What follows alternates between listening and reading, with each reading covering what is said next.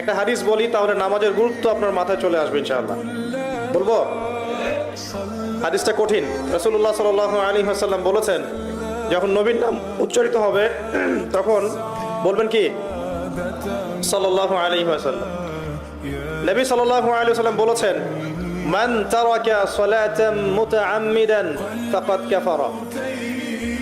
মান মানে যে কেউ, তারাকা মানে ছেড়ে দিল, ত্যাগ করলো, সালাতান মানে নামাজ, মুতাআম্মিদান মানে ইচ্ছাকৃতভাবে, ফাকাদ কাফারা সে ব্যক্তি কুফরি করলো। এই হাদিসটাকে আগে শুনেছেন? আলেম ওলামারা জানেন, কিন্তু আপনারা কি জানেন?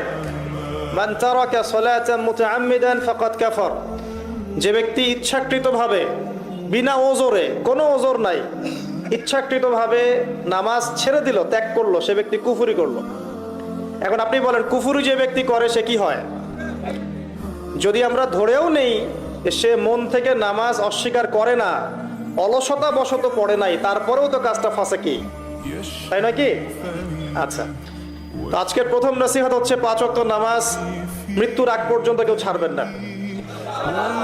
আমার সাথে ওয়াদা করেন যে ইনশাআল্লাহ আগামী যতদিন বেঁচে থাকবো 5 ওয়াক্ত নামাজ জামাতে পড়ার চেষ্টা করব, যদি জামাত না পাই একা পড়ার চেষ্টা করব।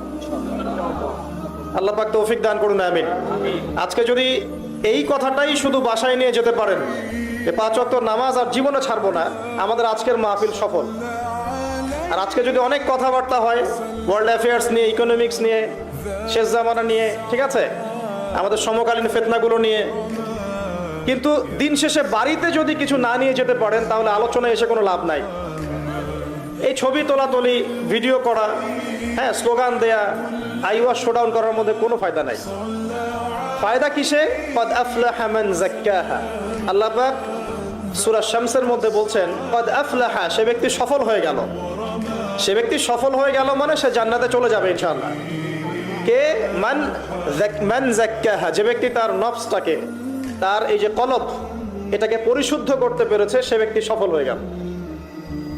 ওয়াকাদ খাবা মান দাসাহা, আর যে ব্যক্তি তার নফসটাকে পরিশুদ্ধ করতে পারলো না, সে ব্যক্তি ধ্বংস হয়ে গেল।